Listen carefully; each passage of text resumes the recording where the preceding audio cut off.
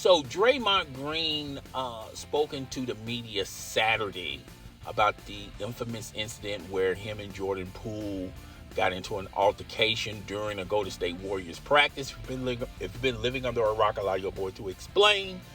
Draymond Green was jawing at Jordan Poole. Then he started walking closer to Jordan Poole. When he got in Jordan Poole's face, Jordan Poole reaction was to push him away. And Draymond Green punched Jordan Poole. Now, when this was first discovered and this was first breaking, we just had the story.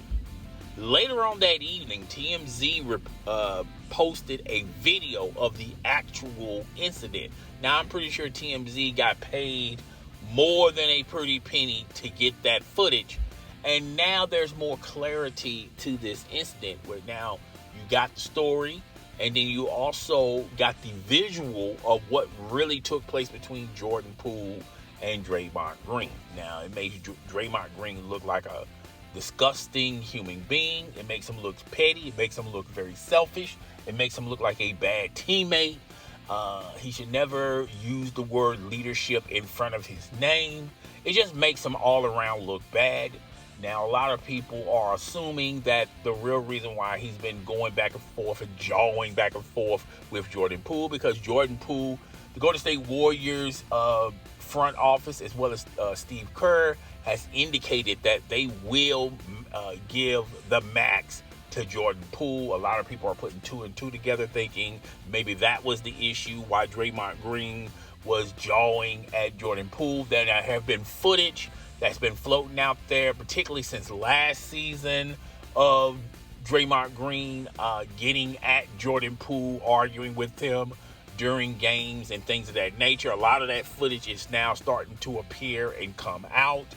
A lot of people also feel like Draymond Green is just jealous and he sees the writing on the wall. You know, Draymond Green last summer indicated to the masses that if he's willing to stay with the Golden State Warriors, but the Golden State Warriors are going to have to max him out.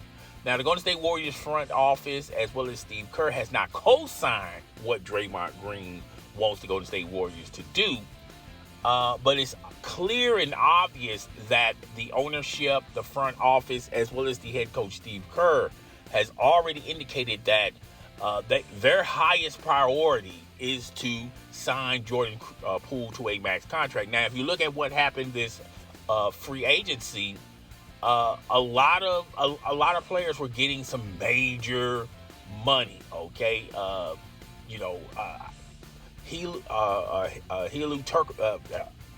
Tyler Hero, got a max contract with the Miami Heat. I did a video on that. I told you guys that's way too much for my blood, but hey, if that's what the market bared for Tyler Hero to get that type of money. RJ Barrett got money to stay with the New York Knickerbockers. So Jordan Poole is going to command more than that, okay, because that's how valuable he is to the Golden State Warriors. Now, the Golden State Warriors has always indicated that they're not going to max out everybody. They're not going to try to make everybody happy. They don't mind going over the salary cap. They don't mind paying the luxury tax, but they're not going to be in a situation where everyone is maxed out. Clearly, Jordan Poole is on his way up. His star is getting hotter and hotter, and Draymond Green, he's behind his prime. He's no longer in his prime. Now, I will give Draymond Green this credit. I believe he's the heart, the soul, the glue of the Golden State Warriors. I feel like he does the little things that maybe no one else would probably want to do. He has a strong desire to sacrifice for the benefit of the team. I feel like there's a large percentage of players that probably will be unwilling to do that.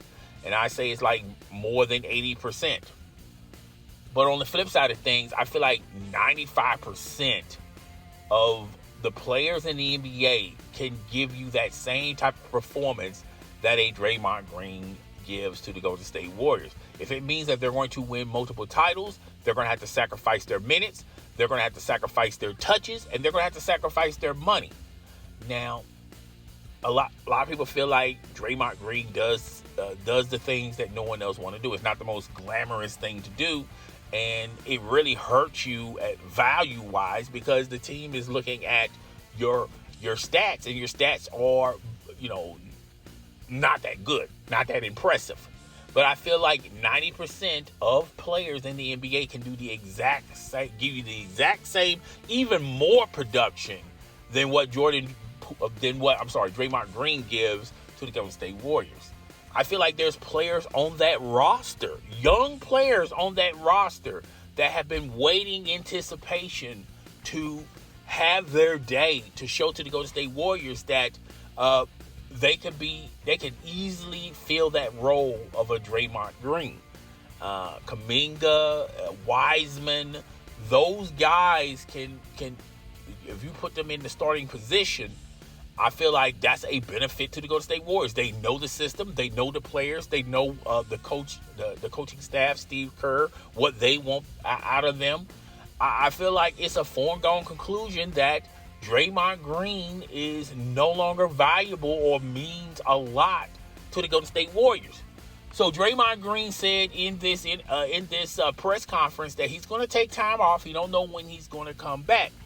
And when you hear an individual talk in that type of tone and give you that type of perspective, that's telling you that this individual either thinks they have options or does have options.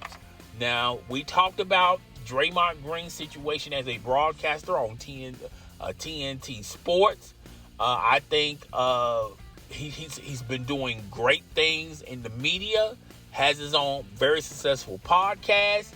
He's got this thing called New Media versus Old Media. He's a fixture on social media. He's got his hands in a lot of bags. And I feel like it would not surprise me none if Draymond Green doesn't come back and play basketball for the Golden State Warriors. It would not shock me. I think out of all the individuals, when you say of these individuals, who's really going to come back to play another season of basketball, and you have to have your concerns about Draymond Green. If you're a Draymond Green fan, if you're a Golden State Warrior fan that likes Draymond Green, there's a strong possibility that Draymond Green won't return to the Golden State Warriors. I'm not saying it's a foregone conclusion. I'm not saying that it's possible. I'm just saying do not be surprised if Draymond Green retires and just ride off in the sunset, because he has options. He has other things he could be doing that he can, that he could probably make more money than playing basketball for the Golden State Warriors. You also have to look at when he becomes a free agent, how many teams are willing to give a max contract to Draymond Green? Not that many. I would say none. As bad a situation the Lakers are, I don't think the Lakers are going to max out a Draymond Green just to have him on the Lakers roster. They don't care what LeBron James says. Okay, they would love to have him, but not at that particular money. You also got to look at what else does Draymond Green has to prove on the court. Draymond Green is not one of those guys that believe in legacy, winning multiple championships. He's well decorated. He has titles under his belt. He's never had any desire to become MVP of the league or MVP in the final. He's not built or wired that way. He's a guy that takes his lunchbox and just works. Okay, he works at his craft. He's good at what he does. But at the same time, Draymond Green does not. Draymond Green does not. Has a commitment to take it to another level. He's just not built or wired that way. So if you look at Draymond Green has options in the media world, in the podcasting world. Draymond Green can also, become, well, he'll have to wait a while and he has to work his way through it. But in coaching, of course, he's going to have to start at a small college or a major high school or whatever. But he can build a college resume. This too shall pass. I don't think he's in the same predicament as Ime Udoka. I do feel like as of right now, he's white hot as far as teams, even allowing him to be on the coaching staff. He will have to show that he fully apologized about the incident, and he's going to have to show signs of growing and maturing. And I feel like universities will give him a green light as becoming a head coach for a college. And I feel like if he works at it, he can be a decent assistant or head coach on the NBA level. But he's going to have to work at those levels. He got to start from the bottom. Now he's here.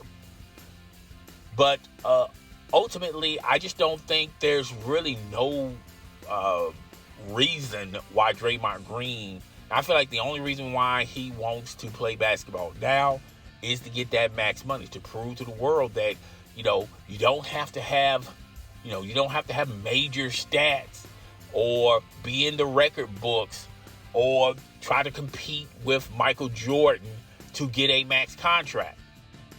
I do feel like he feels like he deserves max money, and I just don't see how a team is going to give it to him.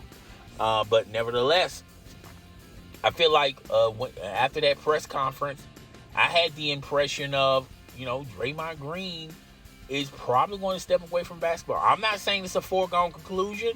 I'm not saying it's going to happen. I'm just telling you guys, he sounded like a man with one or two things.